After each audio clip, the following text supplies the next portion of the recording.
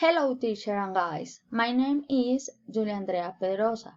I am going to explain my three of problems. The main problem is lack of benefit information.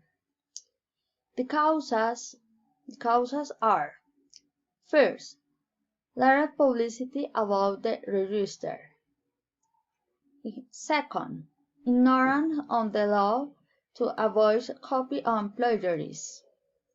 Third, lack of knowledge that registration can be done online.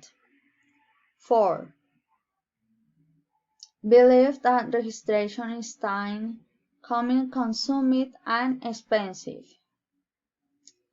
The consequences are: first, less access to international markets. Second, to an unprotected designer and no competitive advance. Third, business access involved. 4. Frankenstein is launched. My recommendation is: communicate directly to the entity in charge on the registry.